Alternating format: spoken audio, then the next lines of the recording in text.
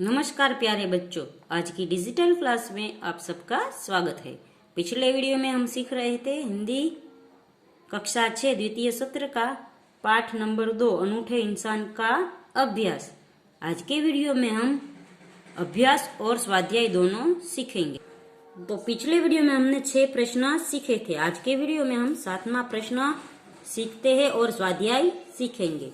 7वां प्रश्न है, चित्र के आधार पर चर्चा करके कहानी लिखिए। तो यहाँ पर चित्र दिए गए हैं और चित्रों के आधार पर हमें कहानी लिखनी है। जैसे यहाँ 4 मित्र है, हिरण, कछुआ, चूहा और कौवा। ये चारों मित्र है और एक दिन जब हिरण जाल में फंस जाता है तो ये तीनों है वो उसको बचा लेते हैं। और फिर है वो जब शिकारी आता है तो सब है उससे पीछा छुड़ा के भागते हैं और शिकारी को सिर्फ हाथ मलना पड़ता है। इसके आधार पर मैंने एक कहानी लिखी है। इस कहानी में मित्रता की बात की गई है, इसलिए हम लिखेंगे सच्चे मित्र। कहानी का नाम, एक जंगल था। वहां एक तालाब के किनारे कौवा, चूहा, हिरण और कछुआ ये 4 मित्र रहते थे। एक दिन हिरण घूमते घूमते शिकारी के जाल में फंस गया। कौवा, चूहा और कछुआ कहीं दूर चले गए थे। उसने मित्रों को आवाज दी, पर वहां कोई नहीं आया। कुछ समय के बाद कौवा आया। जाल में फंसा देख उसने कहा, मित्र चिंता मत करना, मैं अभी तुम्हें जाल से मुक्त करता हूँ।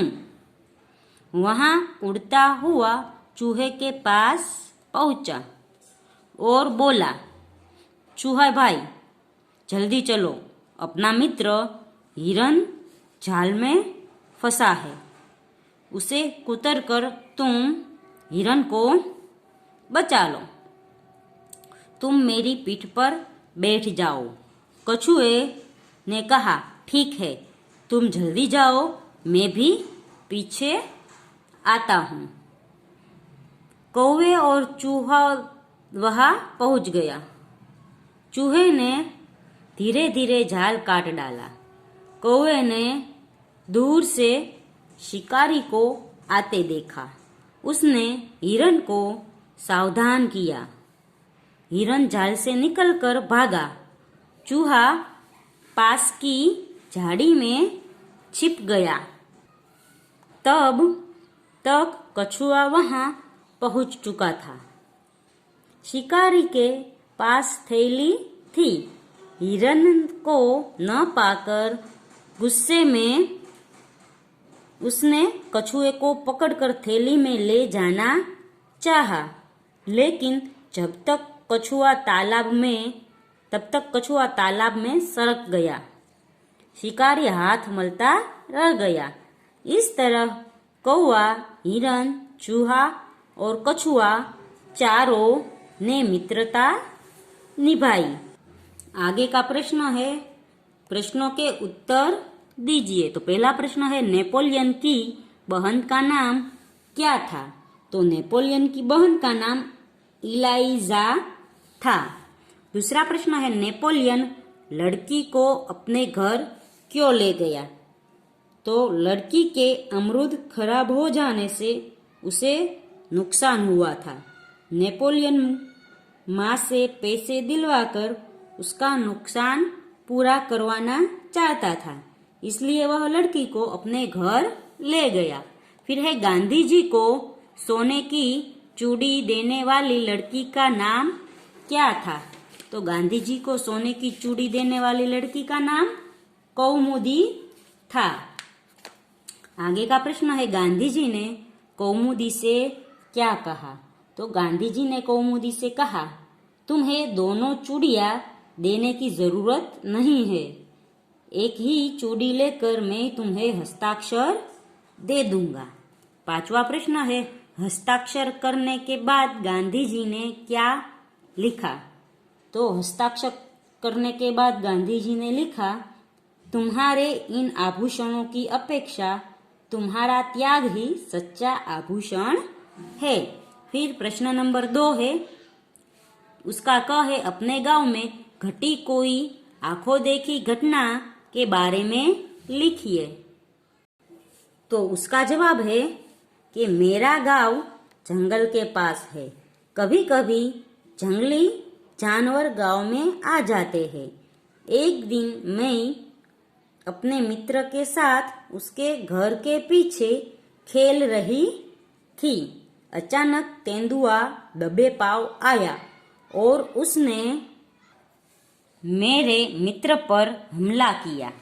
मैं जोर से चिल्लाई, तेंदुआ तेंदुआ बचाओ बचाओ।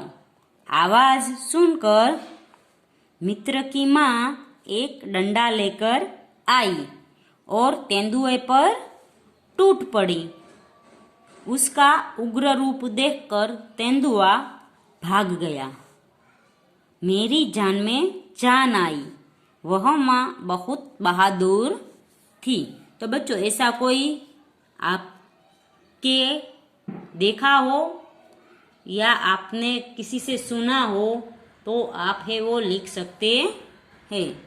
फिर दूसरा प्रश्न है, इस इकाई के आधार पर अपने मित्रों से पूछने के लिए 5 प्रश्न बनाइए।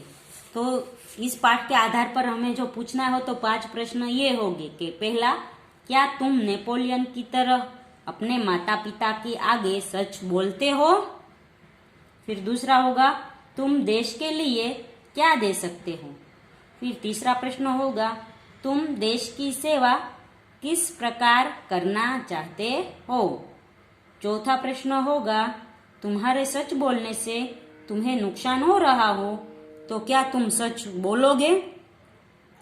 पांचवा प्रश्न होगा, तुमसे किसी का नुकसान हो जाए तो उसकी भरपाई कैसे करोगे? फिर आगे का प्रश्न है, विराम चिन्हों का उपयोग करके परिच्छेद फिर से लिखिए और अनुवाद कीजिए। तो यहाँ पर विराम चिन्ह मैंने लगा दिए हैं। पहला विराम चिन्ह कहती हूँ, फिर इसका अनुवाद करेंगे।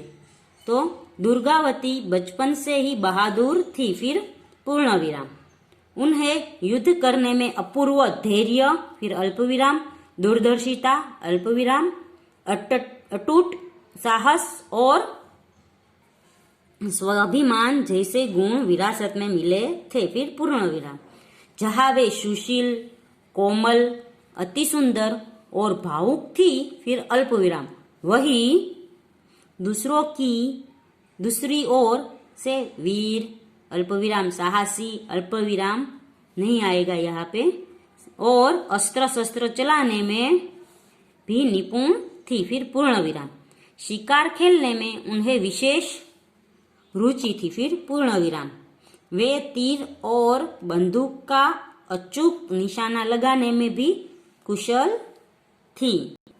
अब है हम इस पैराग्राफ का गुजराती में अनुवाद करेंगे। जैसे दुर्गावती बचपन से ही बहादुर थी। तो दुर्गावती बाળપણથી ન જ બહાદુર હતા। उन्हें युद्ध करने में अपूर्व धैर्य, दूरदर्शिता, अटूट साहस और स्वाभिमान जैसे गुण विरासत में मिले थे। तो उन्हें એટલે કે તેમને યુદ્ધ કરવામાં અપૂર્ણ ધૈર્ય, દૂરદેશીપણું, અખંડ સાહસ અને સ્વાભિમાન જેવા ગુણ વારસામાં મળ્યા હતા। जहाँ वे सुशील, कोमल, अति सुंदर और भावुक थी, ज्या बीजी बाजू ज्या तेओ सुशील, कोमल, अत्यंत सुंदर अने भावुक हता, वहीं दूसरी ओर त्या बीजी बाजू वीर, साहसी और अस्त्र शस्त्र चलाने में निपुण थी। त्या बीजी बाजू छे ते वीर, साहसी અને अस्त्र शस्त्र चलाववा એટલે કે વાપરવામાં પણ કુશળ હતા। शिकार खेलने में उन्हें विशेष रुचि थी। शिकार કરવામાં તેમણે વિશેષ रुचि હતી। તેઓ तीर और बंदूक का अचूक निशाना लगाने में भी कुशल थी। તેઓ તીરથી અને બંદૂકથી નિશાન તાકવામાં પણ કુશળ હતા. તો બાળકો અહીં છે તે સ્વાધ્યાય પૂર્ણ થાય છે. આવતા વિડીયોમાં આપણે ત્રીજું ચેપ્ટર શીખીશું. ત્યાં સુધી ગુડ બાય, ટેક કેર.